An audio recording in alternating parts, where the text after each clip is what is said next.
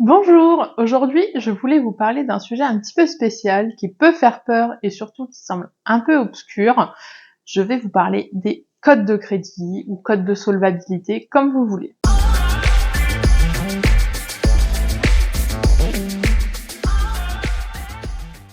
Donc la cote de crédit, c'est un chiffre qui est compris entre 300 et 900. Donc ce chiffre, c'est le reflet de votre consommation, de vos habitudes de paiement avec votre carte de crédit. La carte de crédit qui vous aura été confiée par tout organisme bancaire ou de crédit. La banque peut vous confier deux types de cartes. La carte de débit, où vos opérations seront débitées tout de suite de votre compte. C'est ce qu'on appelle une carte à débit immédiat en France, ou une carte de crédit. Cette carte de crédit est celle qui va vous permettre de calculer la cote de crédit. Elle n'est pas obligatoire, mais elle est fortement conseillée, car de nombreux organismes vont vouloir consulter votre cote de crédit avant de faire affaire avec vous, que ce soit le propriétaire de votre logement, un fournisseur d'électricité ou de téléphonie. Toutes ces personnes-là vont avoir accès à votre cote pour voir si vous êtes un bon payeur. Et si vous n'avez pas de cote de crédit, à ce moment-là, ça va s'avérer plus compliqué d'accéder au service en question. Dans la vidéo précédente, je vous parlais de Communauto, font partie de ce type de site où si vous n'avez pas de code de crédit, ils vont venir prendre une caution complémentaire sur votre compte de 500 $. Or, si vous en avez une qui leur convient, évidemment, à ce moment-là, pas de caution. Donc, le principe de la carte de crédit, c'est que toutes vos opérations vont se cumuler d'une date à une date. Dans notre exemple, on va dire que du 15 au 15 du mois suivant, toutes vos opérations se cumulent. C'est-à-dire que au 15, vous allez avoir un relevé qui vous dit, voilà, sur le dernier mois glissant, vous avez dépensé 1000 $, admettons. Ces 1000 $ vont être à régler avant une certaine échéance, environ 15 jours plus tard. Donc vous devrez, pour vos factures payées entre le 15 janvier et le 15 février, on va dire que vous devez les régler au 28-29 février. À cette date-là, vous aurez plusieurs possibilités. Ou vous réglez la facture, en sachant que vous pouvez aussi la régler petit à petit tout au long du mois. Ou vous réglez un minimum légal. Donc vous êtes obligé de régler au moins 5% de ce que vous avez dépensé. Donc si vous dépensez 1000 $ pendant le mois, vous pouvez ne rembourser que 50 $. Évidemment, le reste sera remboursé sur les mois suivants. Donc le risque, c'est d'avoir effet boule de neige si vous ne remboursez pas tout et à la fin de se retrouver avec des factures de carte de crédit absolument énormes. De plus, les montants que vous ne remboursez pas, vous paierez des intérêts dessus. Et pour vous donner une idée, les intérêts, c'est 20%. Donc vous devrez payer 20% en plus de la somme empruntée. C'est absolument énorme. Quand on pense qu'il y a encore pas très longtemps, les prêts immobiliers et les prêts à la consommation, on était à... Bon alors, il n'y a pas très longtemps, on était peut-être à 2%. Maintenant, c'est vrai qu'on est plus à 4-5%. Mais là, vous êtes à 20%. Donc mesurez bien que ce n'est pas un cadeau qu'on vous fait. Quand vous êtes dans la période de facturation, donc dans notre cas du 15 janvier au 15 février, vous n'avez aucun intérêt si vous réglez avant la date butoir, mais à partir du moment où vous réglez après, c'est 20% d'intérêt. Donc là-dessus, il faut être hyper vigilant. La plupart des établissements bancaires permettent aussi de se mettre des alertes quand la période est terminée pour que vous puissiez aller régler la dette. Mais sinon, il n'y a pas d'alerte. Donc vraiment, essayez d'en mettre en place pour ne pas louper les dates d'échéance. Et donc, l'idée avec tout ça, c'est que si vous ne remboursez pas ou peu vos dettes, votre chiffre, votre code de crédit va évoluer et de manière négative, évidemment. Donc, le but, c'est vraiment de venir les régler à temps pour ne pas impacter votre code de crédit. Parce que si on voit que vous êtes mauvais payeur, là, c'est effet boule de neige aussi dans le mauvais sens, où votre propriétaire ne voudra plus forcément vous louer, vous allez avoir des difficultés à trouver un contrat pour de la téléphonie, ça va être vraiment très compliqué. Et je ne vous parle pas évidemment des prêts, puisque les établissements bancaires vont regarder la cote de crédit avant de vous en octroyer un. Donc concernant le score, on a dit qu'il se situe entre 300 et 900. Je vais vous montrer un petit schéma en image pour avoir une meilleure idée de ce que ça représente. Donc, on considère qu'un score inférieur à 560 est très faible. Donc là, vous allez vraiment avoir des difficultés à trouver des prêts ou autres. Entre 560 et 659, on a un score faible. 660 à 724, on a une bonne cote de crédit, en sachant que c'est là que se trouve le score moyen des Canadiens, puisque la moyenne, elle est à 670 de cote de crédit. De 725 à 759, on a une très bonne cote, et au-delà de 760, c'est vraiment excellent. Ce qu'il faut savoir par rapport à ça, c'est qu'on ne connaît pas le calcul exact.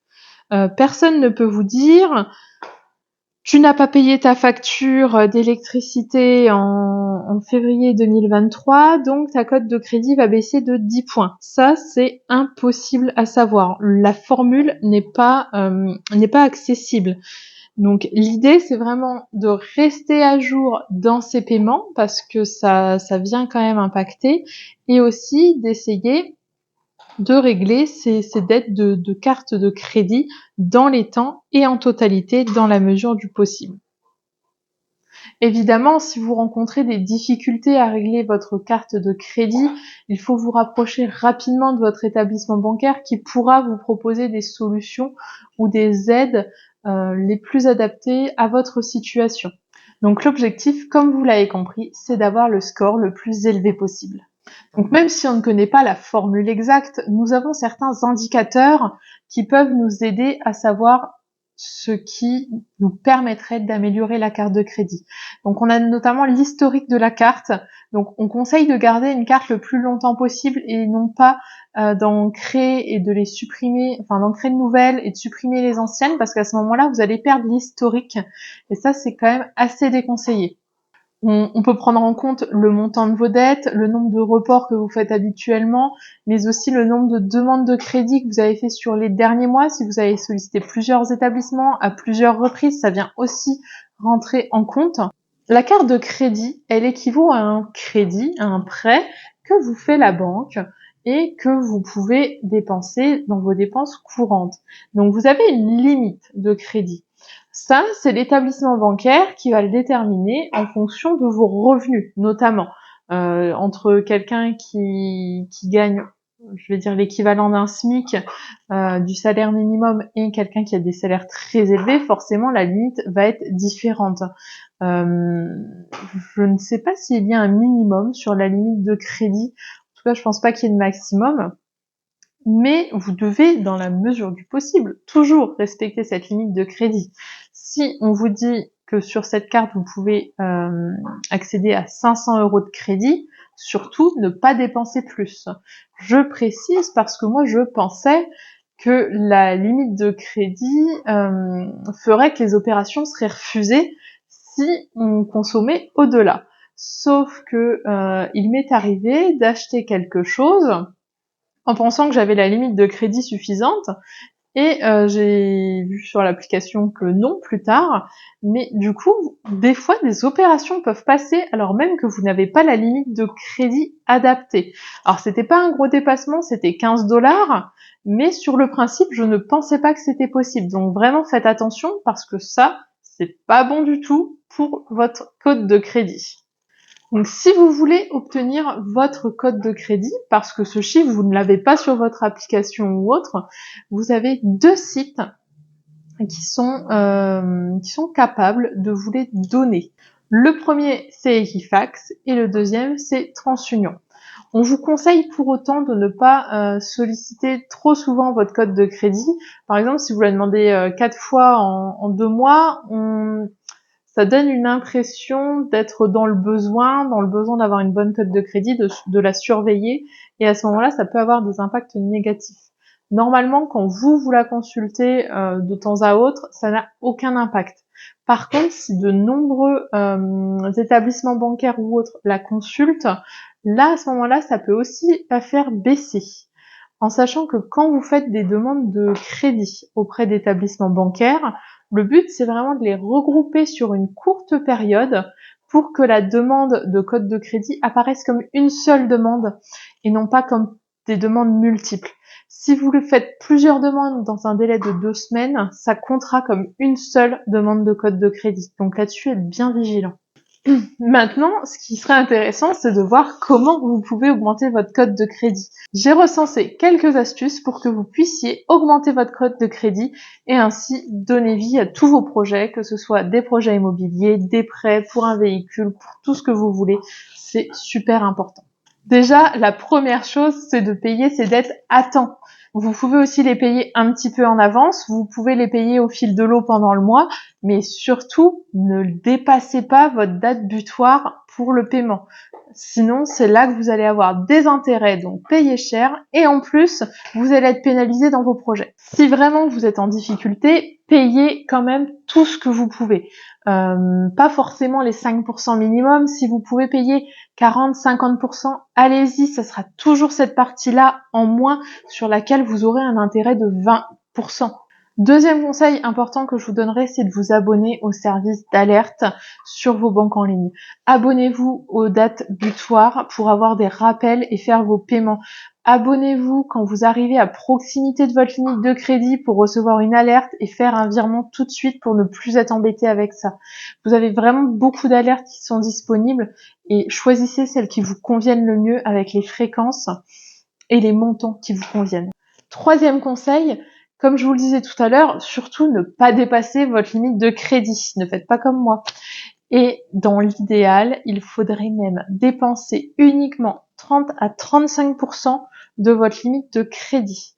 C'est-à-dire que si la banque vous accorde 1 000 $ pour être dans les meilleures conditions possibles, il faudrait en dépenser uniquement entre 300 et 350 $ en fonds de roulement. C'est-à-dire que vous pouvez avoir 350 $, refaire des achats et rembourser une partie et revenir dans cette fourchette.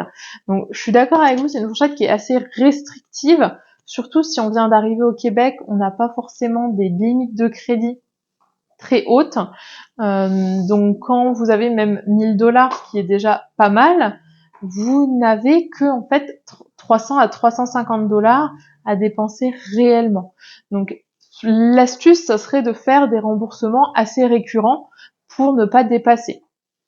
Pour information, la limite de crédit, vous pouvez demander à ce qu'elle soit réexaminée 6 mois après votre arrivée sur le territoire, si tout s'est bien passé.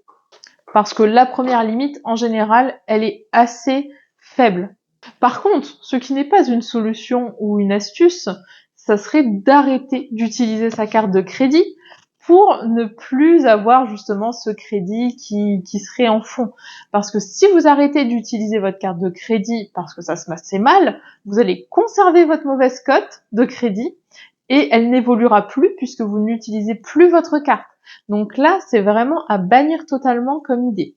Si vraiment vous êtes réticent à l'idée d'utiliser cette carte de crédit, fixez-vous comme objectif de l'utiliser ça uniquement pour certaines transactions simples. Vous pouvez vous dire, voilà, je me paye un restaurant par mois avec la carte de crédit, je paye uniquement mes courses, je paye uniquement mon café, comme vous voulez. L'idée, c'est quand même de la faire fonctionner un petit peu, même si c'est sur une activité, sur un poste de dépense précis, mais surtout, n'arrêtez pas de l'utiliser. Continuez de l'utiliser à petite échelle pour que votre score de crédit puisse évoluer dans le bon sens. Donc, j'espère que ce principe de la cote de crédit sera un petit peu plus clair pour vous, que j'aurai pu vous éclairer. Si vous avez des questions, n'hésitez pas à me les poser, j'y répondrai avec plaisir. Mais sachez que chaque établissement bancaire ou chaque loueur de voiture ou loueur d'appartement, tout ce que vous voulez, aura ses propres conditions, ses propres appréciations plutôt sur votre cote de crédit. Si vous avez un projet et que vous allez dans un établissement, peut-être qu'ils vous diront qu'ils trouvent que votre cote de crédit de 700 est un peu faible, mais peut-être qu'un autre établissement bancaire trouvera que cette cote est tout à fait acceptable et pourra financer votre projet. Donc là-dessus, il faut quand même vraiment faire le tour des établissements malgré tout. Donc j'espère que la vidéo vous aura été utile. En tout cas, n'hésitez pas à vous abonner pour être au courant des prochaines vidéos qui vont sortir et à bientôt.